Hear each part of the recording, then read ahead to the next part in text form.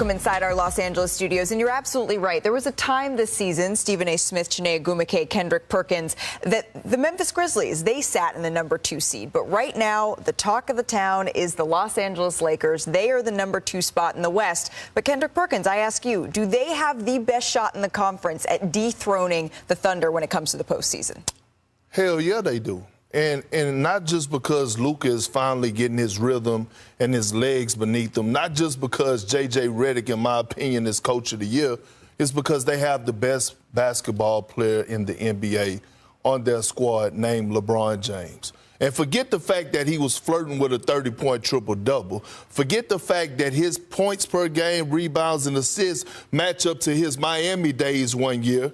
It comes down to no one in the league could do what he does. I watched him last night play center and lock up Karl Anthony Towns, who shot 3 for 13. Right, guarding 1 through 5. He's getting it done on both ends of the floor. This man is one of the greatest to ever do it, and he's doing it at the highest level under Coach J.J. Redick alongside Luka.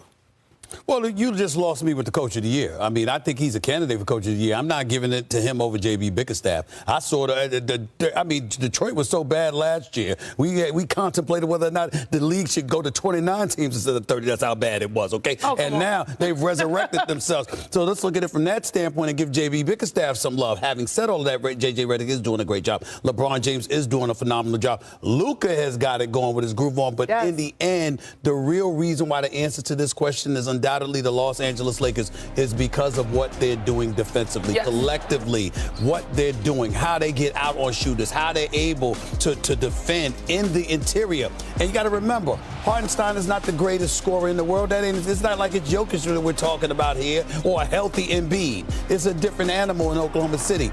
But the Lakers are figuring it out, and I think that's what makes them the number 1 threat, the experience, their greatness, and their defense. Oh, my gosh, I can't believe I'm agreeing with Stephen A. and not you, my brother from another mother, Perk.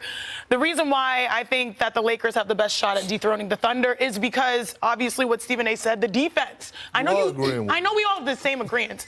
But if you think about the defense, that's what separates people. And watching the game last night, I think people were saying, okay, finally, Luka Doncic, he's getting his threes, his legs are under him. More importantly, he's digging down on defense. Did you see him get in a stance? They didn't have to send double teams. They were trying to isolate him. Instead, he was playing solid defense. But overall, I'm looking at a squad that Luka and LeBron combined for 85% of their offense, scoring or assisting yesterday. Their defense is number 1 in the NBA. They have tremendous basketball IQ on both ends. They're coached extremely well, and the supporting cast is playing better alongside Luka and LeBron.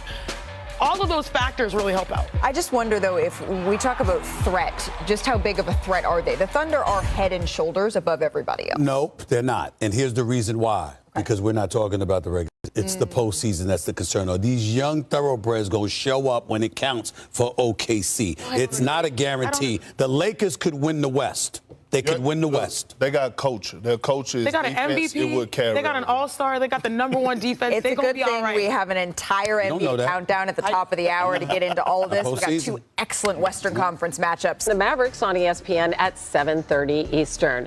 And NBA reporter Tim McMahon is on the scene live once again in Dallas tonight. Tim, we know that Kyrie Irving is out for the season, but the big men have had their injuries evaluated. So what's the latest that we know about who's coming back and when?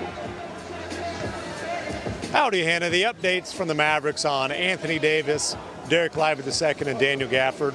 Essentially, stay tuned for more updates. Anthony Davis, he's doing some dynamic on-court activity. Both him and Lively will be reevaluated in a week.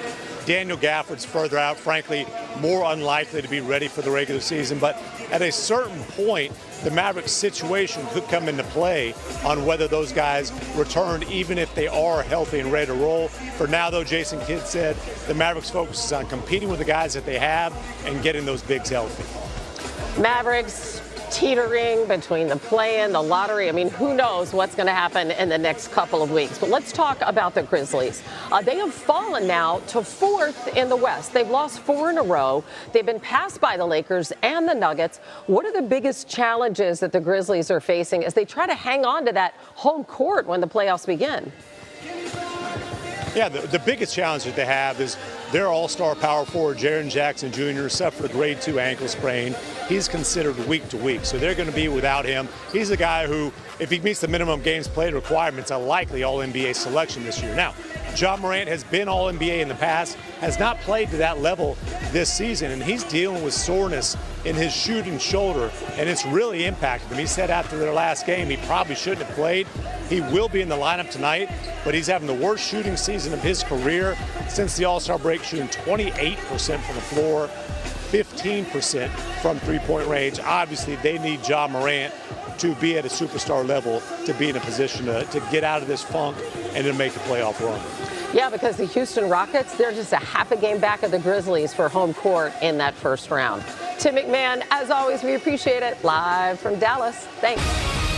Still to come on. Is coming back to Sacramento tonight. Longtime Kings guard De'Aaron Fox returns for the first time with his new team, the Spurs. He got his wish to be traded to San Antonio to pair with Victor Wembanyama last month. But as you know, Wemby is out for the season and the Spurs are out of the playoff picture in the West. Sacramento in that 9 spot right now. On the scene live in Sacramento is Spurs reporter Michael C. Wright. Michael, you were at shoot-around this morning. How's De'Aaron Fox approaching his return tonight? Well, Hannah, let me take you back a couple of nights. I actually got to hang out with De'Aaron in the Spurs locker room, and we had a long conversation about his return to Sacramento. I'm sorry. But, you know, he said it's just a regular game. But at the same time, he was sort of like, you know, my whole life, I thought that I would be a guy that played for the same team his entire NBA career. And obviously that did not happen. So De'Aaron, he's a guy that came to Sacramento when he was 19 years old. He's had kids. He's gotten married. He's a grown man now. So this city essentially raised him. And that's what he talked about this morning. He said, you know, I came up here. I'm ingrained in this community. I love all the people. But at the same time, he is expecting some boos. And he said, you know what? That's fine. I don't have time for bitter people. So he's going to get a mixed reaction from this crowd here at the Golden One Center. Yeah, it'll be emotional no matter what happens for him, I'm sure. Let's go to his teammate now, his new teammate, Victor Wembanyama, who unfortunately is out for the rest of the season. But how is Wemby continuing to make his presence felt around the Spurs organization? Well, Hannah, Victor Wembanyama has been around the team at all the home games. He's been a fixture in that facility. As a matter of fact, he was at the meeting recently that Greg Popovich, with Greg Popovich, when he went to the locker room and had sort of a really inspiring speech. So you could just imagine the surprise, though, Thursday when they got on the plane to Sacramento and Victor Wembanyama was sitting there. Due to his diagnosis, you know, he's got that deep vein thrombosis, which is essentially a blood clot. He's not supposed to be flying, but I talked to a team official who told me that because of the specific medication that Victor Wembanyama is on, they feel that it's safe for him to fly. So I want to say this, not to expect Victor to be at all the road trips with the San Antonio Spurs, because this rehabilitation process is sort of, you know, it takes steps. And so he's not going to be able to make it to all the games, but he specifically wanted to come to this game because he wanted to support his new teammate, De'Aaron Fox, in his return to Sacramento. Wow, that is really cool, actually. And it is really nice that he was able to make that trip. That's a great update. Well, what's the bigger deal here? The Lakers' 8-game winning streak or the Cavs' 12-game winning streak? Tony, the biggest reason the answer is not the Cavs is because the Cavs keep on having 12-game winning streaks. This is their third of the season because they're just that good. One of the great offenses of an NBA of all time in all of NBA history. It's the 6th best team by point differential ever.